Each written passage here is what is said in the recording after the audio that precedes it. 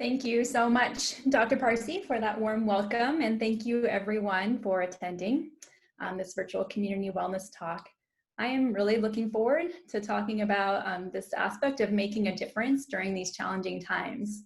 I think it's something that has really stood out to me a lot just during this time of really worldwide struggle and challenge, the way that there's been also this outpouring and wellspring of worldwide acts of kindness and support for each other as we empathize with what everyone is going through.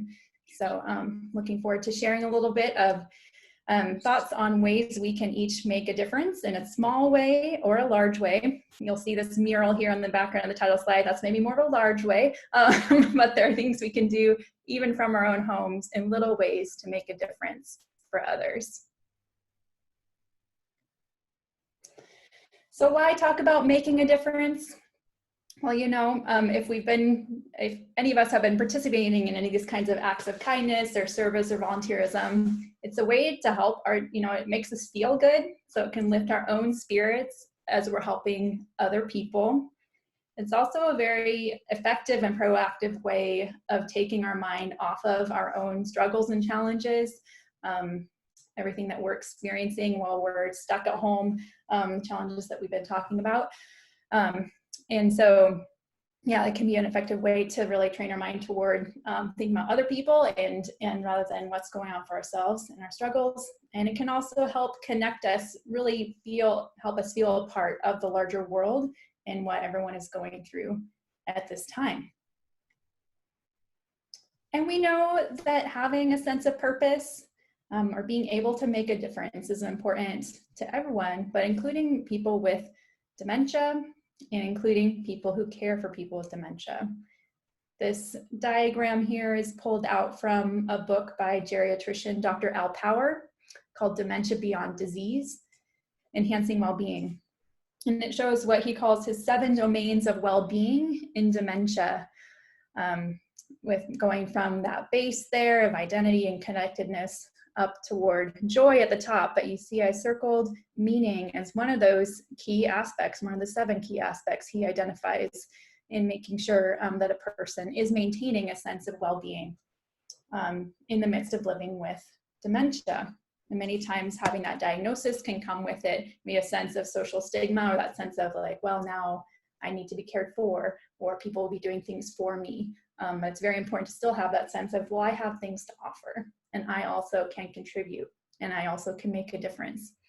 Same goes for caregivers. Being able to find meaning within the actual practice of giving care, and beyond that as well, thinking about who we are as whole people.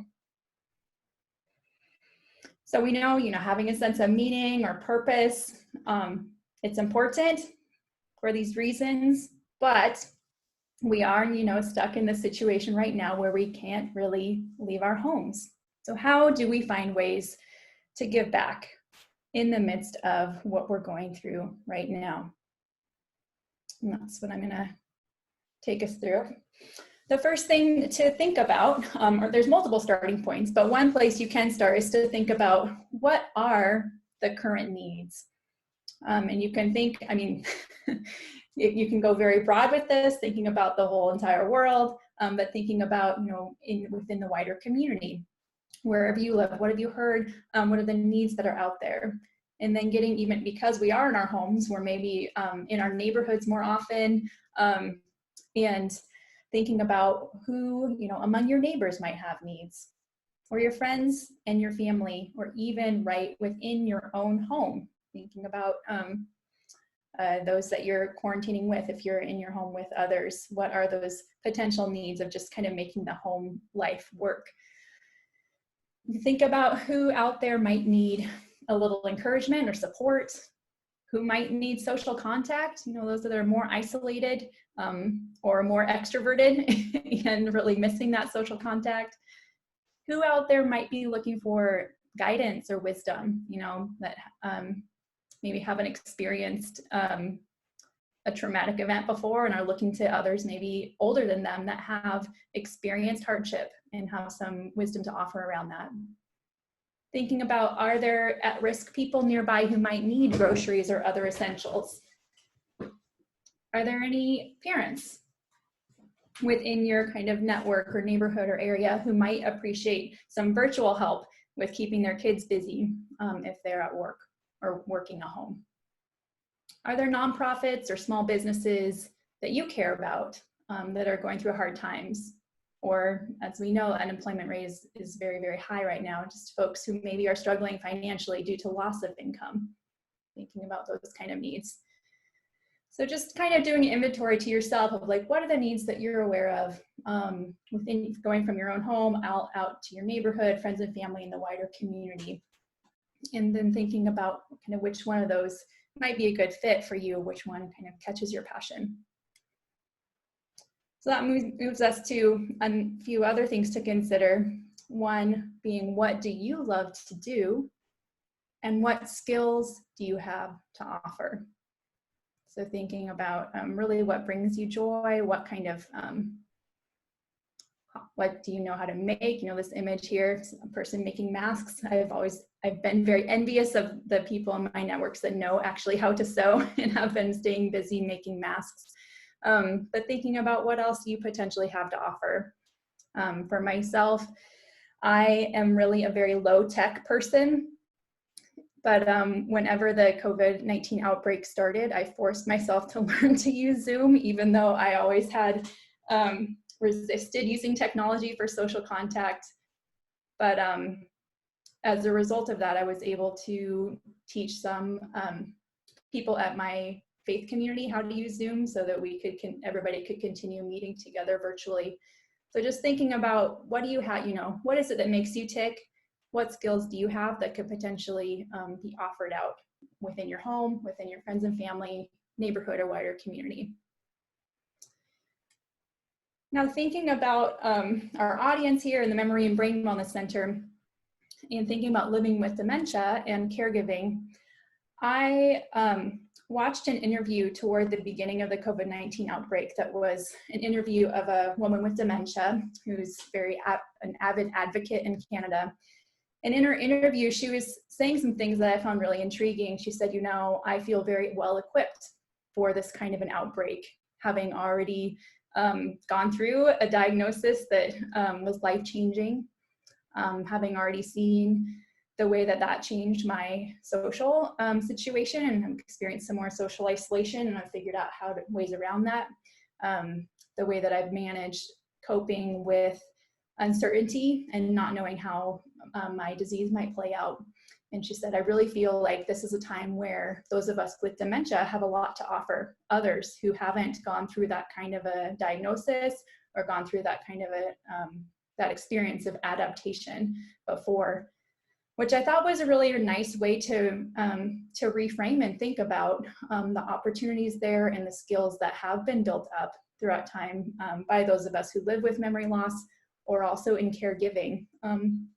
The skills and strategies that you may have that you can call to bear, and that you can also potentially offer to others who maybe don't have that experience. So again, coping strategies, thinking about for how to live with the unknown, for how to manage anxiety or fear and depression, for dealing with social isolation, and for overcoming challenge, on a daily basis, having learned ways to do that. Heard people say, living with dementia or caring for someone with dementia has really increased my own capacity for compassion and understanding for others, thinking about being able to offer that to others too. Having learned to give or receive care, having built up wisdom about, what really matters in life, and even coming to terms with different limits, thinking about limits like needing to retire from driving, or other, I've heard caregivers say, even before COVID, I'm not necessarily able to go out a lot because I need to be there for my loved one. So thinking about the ways that those limits, you've had that experience of coming to terms with them and have that to offer other people who maybe are struggling to adjust. So I wanted to offer that, just thinking about kind of what special skills you have as a person with memory loss, or if you're a caregiver, that you could offer to other people, specifically around kind of how to cope with challenge. Then I wanted to also just put in a slide about thinking through if you are a person with memory loss, or if you are caring for someone with memory loss, thinking through what kind of volunteer tasks or opportunities to help out could be most dementia friendly. This is kind of a long list of ideas, but thinking about looking for opportunities that are meaningful and interesting, that are challenging enough where it's engaging, it's not boring, but also it's not frustrating you or your loved one, causing anger or irritation. Looking for opportunities that are familiar and use skills that you've built up throughout your life. So something where it's like something, how to do something. For example, like if it's like sewing, if you have that physical skill that you've built up throughout your life, can continue to be something that you could use.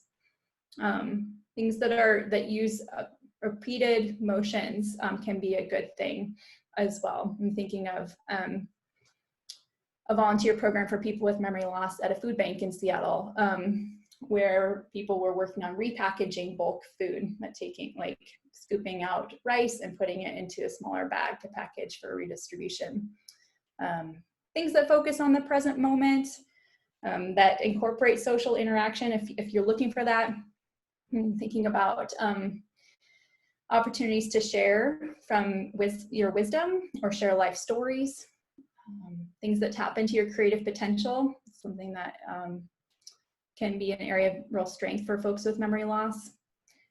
Incorporating opportunities that include care for other living things. So tapping into that aspect of compassion or desire to care, so caring for other people, pets, caring for the garden, and opportunities where you can see, the difference right there, where it's really concrete. Like, oh, I've done this thing and here's the benefit. I'm seeing it in front of me. And of course, opportunities that are safe. There's just some general concepts I'll offer. Here are some ideas that I've heard that people are doing right now. I talked to a woman the other day who said, who lives with memory loss, and she said, well, right now what I'm working on is to help out. There's a lot of people walking up and down my street. And so I thought I can help by planting some beautiful things in my garden right now. And they stop from a distance and admire. So thinking about doing plantings in the garden, helping with baking, either for your own family or for friends and neighbors, assisting in the process of working on masks, if that's something that you're doing in your household. Walking the dog, or finding other household chores that need to be done, in thinking through ways that can be accessible to you if you have memory loss or a loved one. Playing virtual games with grandkids. Earlier talks have talked about social media and different devices and apps for staying connected in that way. Playing musical instruments, doing sing-alongs or singing or playing can be a nice way to give back and encourage, as well as thinking about, working with packaging up things to be given out, or creating cards. So there's some specific ideas. I'm going to now go into a lot more other ideas, thinking about that specific experience of being at home and kind of what avenues do we have to really reach out beyond our home. And so thinking about what tools do we have at our disposal as we are thinking about making a difference. So one tool we have is the window. And there's been, I'm sure you've seen a lot of different creative uses of windows right now in sending messages to the wider world or to neighbors. The image on the left here, this is from Italy. They had something of a mantra. I don't speak Italian, but that phrase, andrà tutto bene, means all will be well, all will be well. So thinking about things you can hang from your window, things you can write in your window. I've been doing just back and forth art with the kids next door through a window, or messages too. And then that image on the right, I don't know if this is happening in every neighborhood, but in a lot of neighborhoods, I've seen this idea of putting up stuffed animals in the window to create a little scavenger hunt for kids. to give kids something to look at as they're walking with their parents around to try and find a stuffed animal. So just thinking about ways to creatively use, again, the tools that we have from within our home, one of those tools being the window. And here is my favorite part of the presentation, which is not me talking. It is a video. I discovered this back, I think it started on March 24th, but the idea of making a joyful noise at 8 p.m. every day in honor of essential workers, like healthcare workers. And I want to share this video if you guys haven't seen it already. And hopefully it'll feel inspirational, something we could all do through our window at 8 p.m.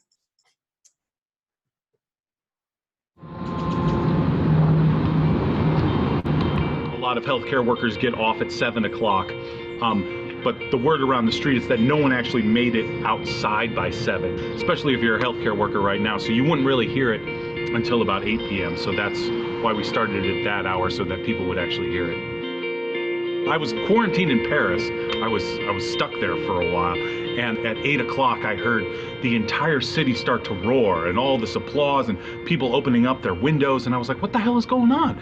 And someone said to me, this is a way of applauding all the healthcare workers, all the people who are on the front lines, who are, you know, out there saving lives. And I just thought, oh my goodness, when I get back to Seattle, I hope they're doing this. So I used whatever media savvy that I had and whatever following that I had from the theater world, and tried to push it into existence and make it happen here. And that's how it got started.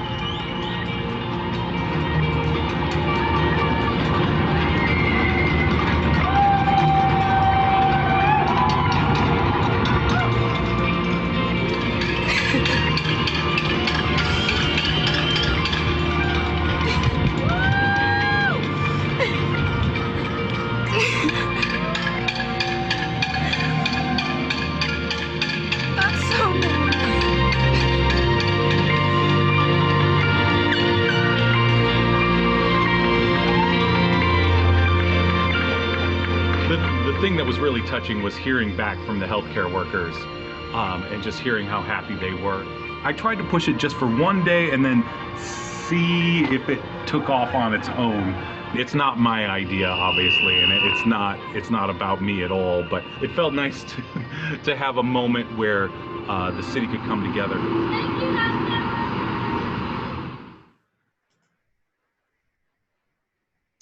Okay.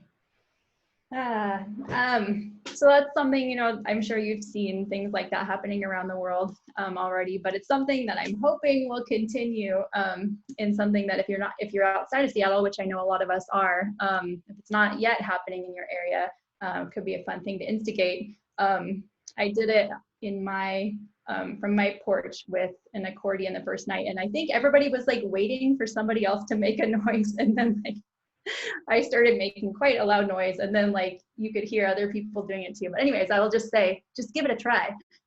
You can start something, even if nobody else is doing it yet. It can catch on. Okay, let's see if I can make this move forward. Here we go. So that was thinking about the tool of the window and what we can do through the windows. Then we also have at our disposal at our homes, potentially a porch or a sidewalk. I've seen a lot with chalk in writing encouraging messages to people, like you see here. Some communities are also doing obstacle courses with chalk, especially for the kids and others in the neighborhood. You see hopscotch here, but there's very elaborate ones stretching multiple blocks, and having people, you know, step down, touch the ground, sing a song, spin around, and you can see more of that online. But thinking creatively about what kind of messaging you might be able to put out on your porch or your sidewalk.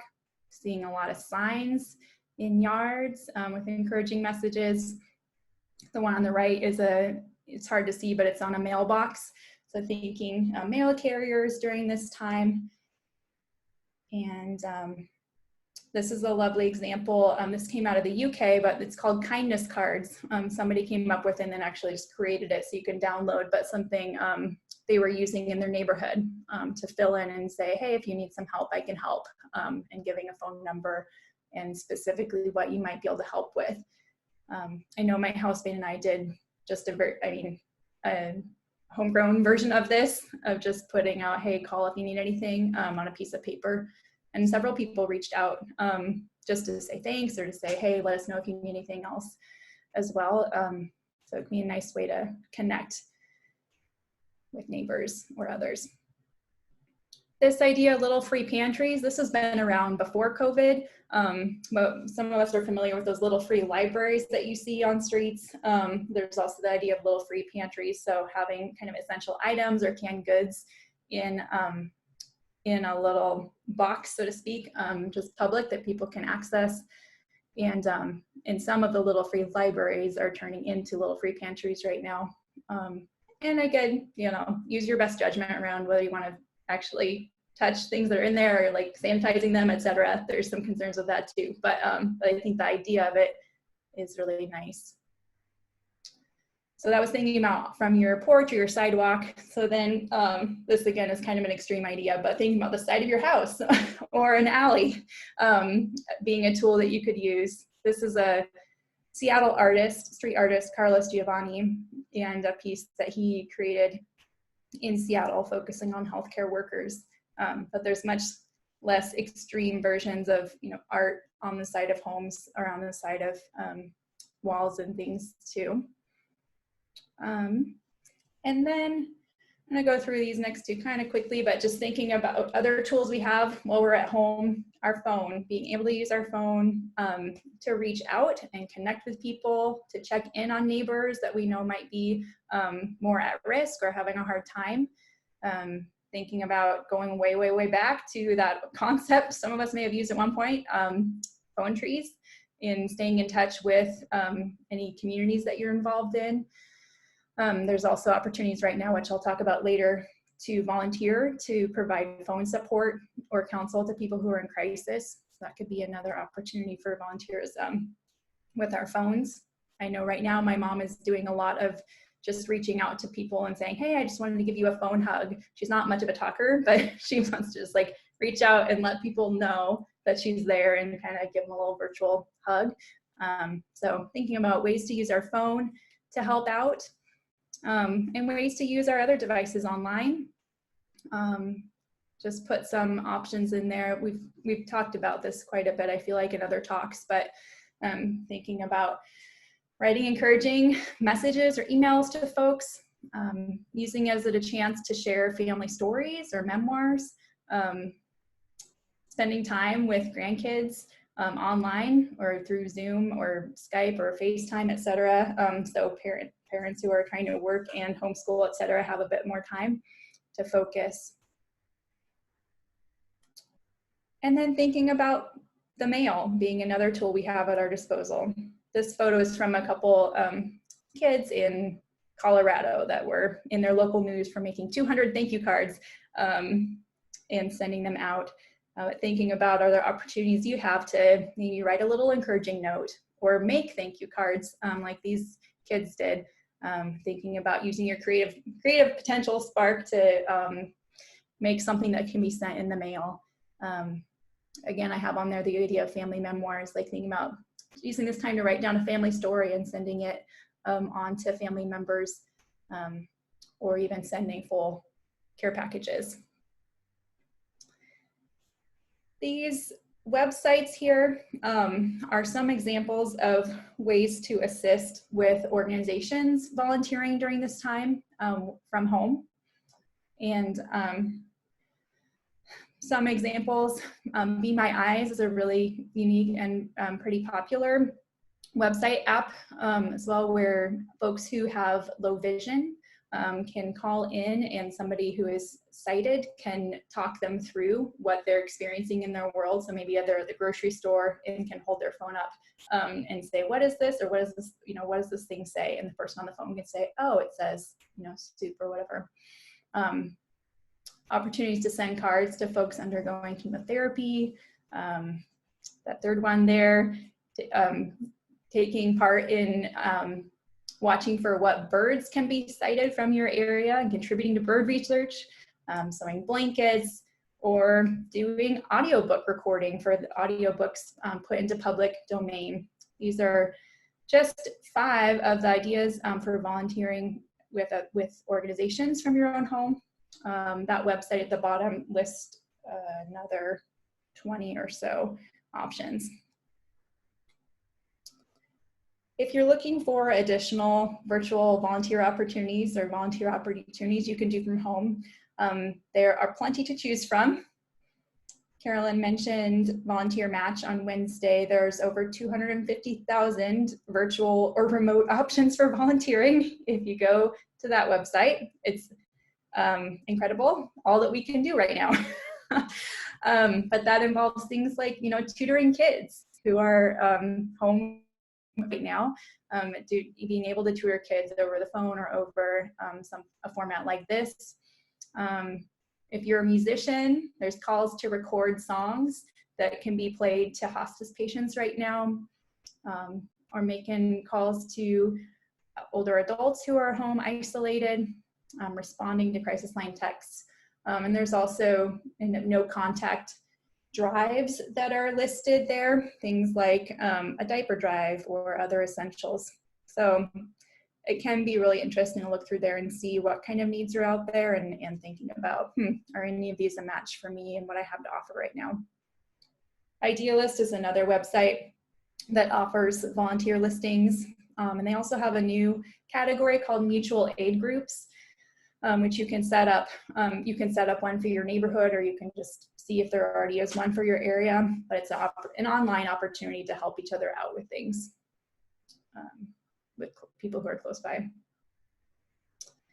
All right, so gave a lot of ideas about ways to give back right now in big and small ways, but I also want to just encourage us to give ourselves credit for what we are already doing and kind of reframing that. This wasn't the perfect, I was trying to find a different meme or image, but this one is more geared towards millennials, but I think it gets the idea across. I mean, it says your grandparents were called to war, you're being asked to sit on your couch, you can do this. So thinking about, one way to give back right now, one of the largest ways to give back is doing, what we're all trying to do, which is to stay at home to help stop the spread of the coronavirus. So giving yourself a lot of credit for that is one of the biggest ways that we're giving back. All right, thank you so much for your attention. I'm gonna put that